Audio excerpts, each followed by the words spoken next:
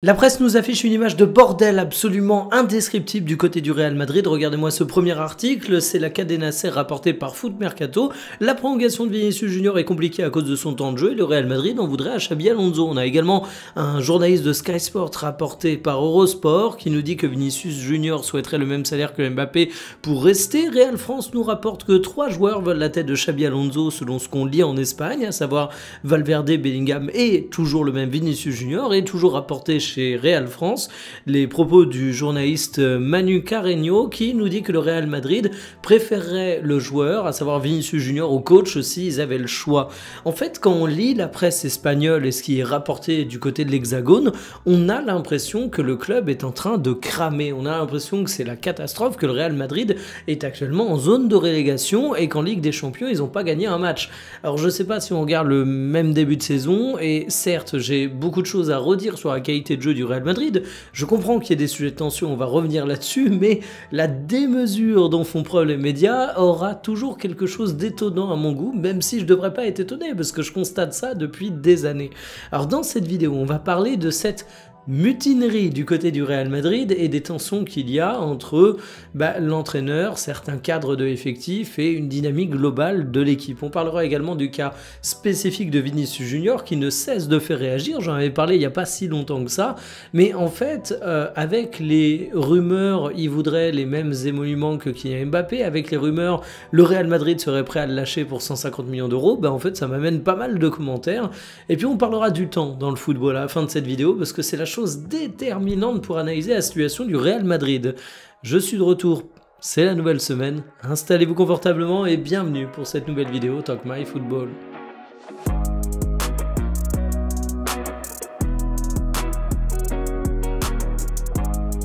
Tu vois toute l'ambiance autour du Real Madrid, t'as l'impression que le club flambe, tu regardes le classement de Liga et tu dis « Ah mais comment ça se fait ?» Parce qu'en fait le Real Madrid, il est leader avec 10 victoires, 1 nul et 1 défaite, ce qui est loin d'être infamant. En Ligue des Champions, c'est 3 victoires pour 1 défaite, c'est quand même pas mal. Mais oui, au-delà des résultats, je veux bien reconnaître qu'il y a quelques petites déceptions. De mon côté, j'attendais l'arrivée de Trent Alexander-Arnold comme un game changer. Tu te rends compte que son rendement est pour le moment pas au niveau, t'attends le retour de blessure de Carvajal. Tu peux également regarder du côté d'autres noms dans l'effectif avec je dirais un Dean Huijsen qui amène quelques critiques, qui n'est pas forcément non plus à la hauteur des attentes, la prolongation de Vinicius Junior qui ne cesse de faire réagir comme son temps de jeu, comme ses réactions au cours de certaines rencontres. Il y a Valverde qu'on a clairement marre d'être baladé, et Kylian Mbappé qui est le gros scoreur de cette équipe, mais qui n'échappe pas aux critiques au cours de certains matchs parce que sa prestation au-delà des stats peut amener des commentaires, et puis surtout, il y a beaucoup de stars dans cette équipe du Real Madrid, donc en fait tu te rends compte qu'il y a toujours des sujets, des dramas, des questions de hiérarchie. Et en fait, d'après ce qui ressort dans la presse espagnole, Xabi Alonso a presque d'ores et déjà l'air fragilisé parce que certains cadres voudraient sa peau. On évoque Vinicius, on évoque Valverde, on évoque Bellingham, et je suis en train de me dire, c'est quand même délirant qu'on ait ce genre de propos qui sortent dans la presse alors qu'on est au mois de novembre. Surtout qu'en fait, Xabi Alonso, c'est pas n'importe qui. On peut parler de sa carrière de joueur, ça a été un pilier de la sélection espagnole avec plus de 100 sélections, plus de 230 matchs du côté du Real Madrid, donc il connaît plutôt bien la maison, et même de manière générale, en tant qu'entraîneur, c'est pas une bleusaille qu'on a propulsé ici par hasard, c'est un mec qui à Leverkusen a fait quelque chose qui est juste formidable. Donc on est ce genre de son de cloche dans la presse, c'est juste délirant et incroyablement toxique pour un club qui a besoin de pouvoir bosser sereinement, et qui a l'air en fait de se créer des problèmes et de voir la presse se créer des problèmes de façon totalement déraisonnable. Ce qui est décrit, ça me rappelle même quasiment l'époque Carlo Ancelotti au Bayern de Munich.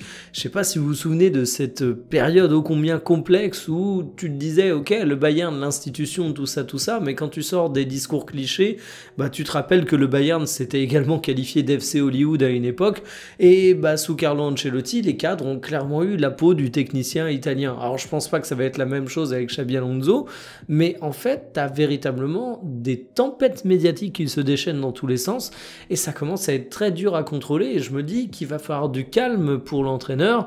Heureusement, malgré le fait que ce soit un jeune entraîneur, c'est quelqu'un qui a de la bouteille dans le football.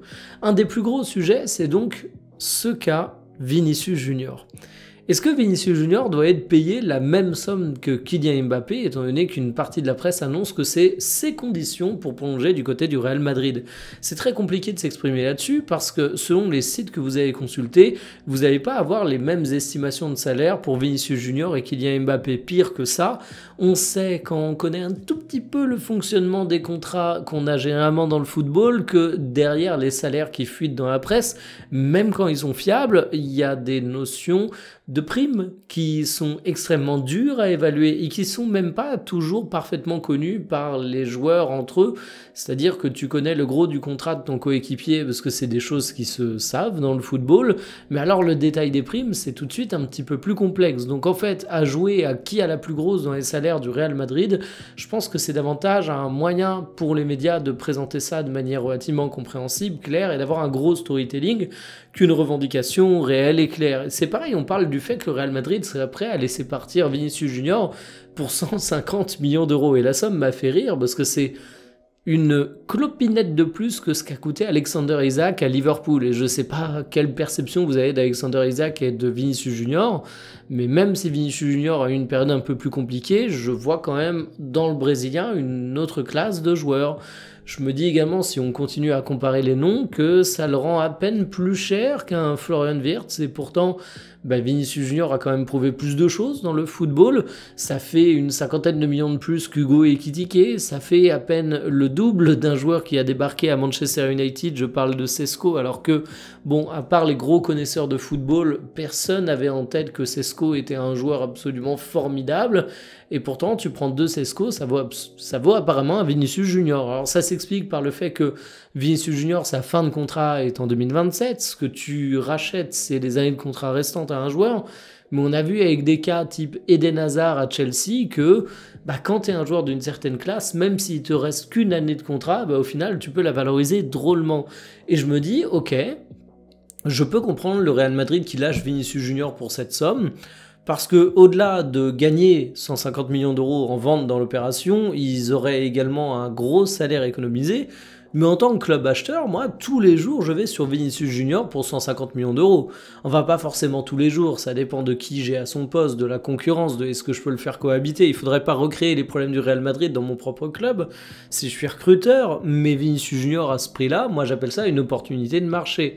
Et en fait, ce que je trouve extrêmement délicat, c'est que j'ai été le premier à dire que Vinicius Junior avait été extrêmement irrégulier depuis le début de saison. J'ai été le premier à dire que la saison passée, j'ai été un peu déçu par Vinicius Junior.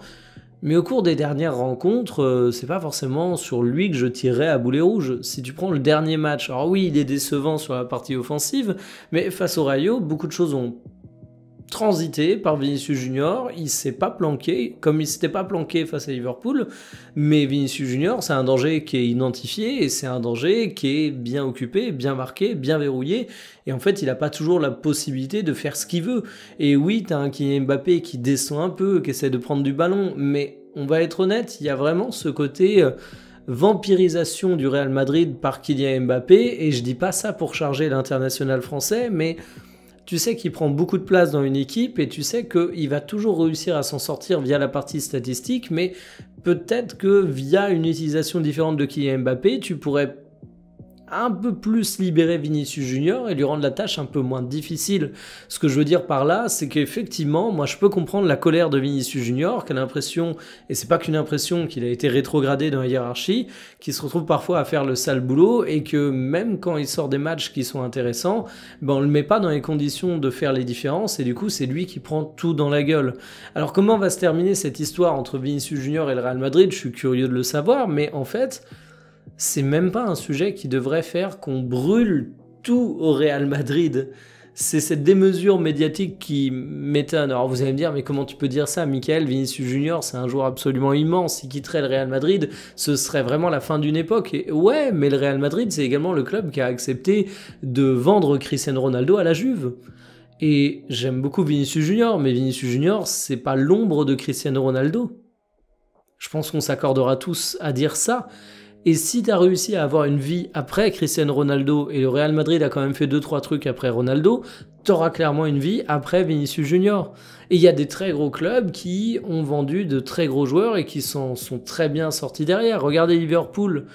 quand ils ont vendu, j'ai oublié son nom, c'est incroyable, je vais devoir faire un cut, joueur que Liverpool a vendu au Barça, pour une somme délirante, qui a bidé au Barça, qui a été prêté au Bayern, qui a marqué contre le Barça, Coutinho. Et j'ai fait un cut parce que j'avais plus du tout son nom. Vraiment, le blackout, un trou de mémoire incroyable.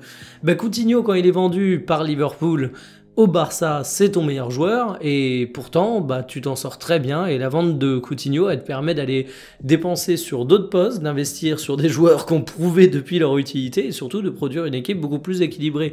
Donc, vraiment, ces deux exemples me font dire que quelle que soit la solution trouvée sur le dossier Vinicius Junior, je m'inquiéterai pas trop du côté du Real Madrid. Et en fait, ce dont a besoin le Real Madrid, c'est du temps. Et c'est pour ça que j'aime bien analyser la situation du Real Madrid via l'angle de la mutinerie, parce que tu te rends compte qu'il y a des critiques qui sont montantes autour de Xabi Alonso, mais Xabi Alonso, pour qu'il fasse mieux son taf, il a besoin de temps. Si on prend par exemple le côté droit, qui est sujet à beaucoup de critiques, bon, ben, Trent Alexander-Arnold, c'est un joueur qui est absolument formidable, mais il découvre la Liga, il découvre une nouvelle équipe, il a besoin d'un temps d'adaptation.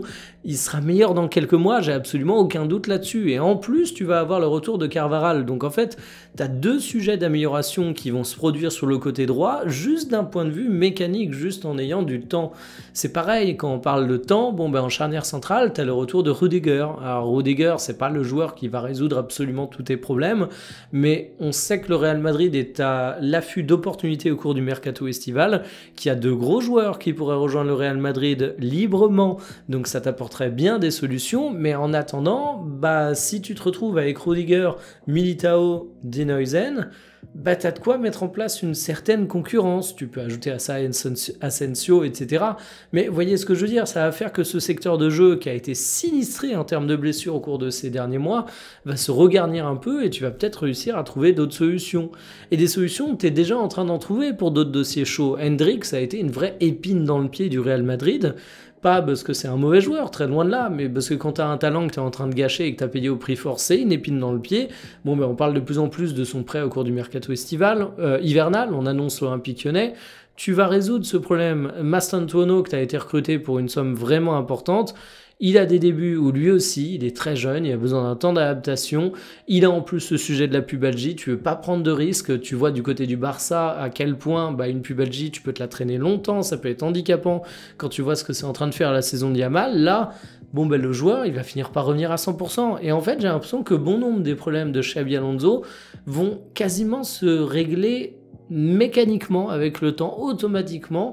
Je suis un peu optimiste en disant ça, j'en ai conscience, il va falloir travailler sur plein d'éléments d'équilibre de cette équipe, mais en attendant, wow. C'est pour ça que je vous ai fait cette sélection d'articles au début de la vidéo, c'est que j'ai vraiment l'impression qu'on fait une tempête pour pas grand chose du côté du Real, et qu'en fait, pas mal de ces sujets vont se résoudre assez naturellement. C'est pareil dans les grands mutins qu'on annonce, il y a Valverde, parce qu'il aime pas jouer à droite, mais quand tu auras la montée en puissance de Trent et le retour de Carvajal, t'auras pu Valverde à droite. Bref, j'avais envie de vous partager mon avis là-dessus. Je vous dis à demain pour une prochaine analyse. Salut.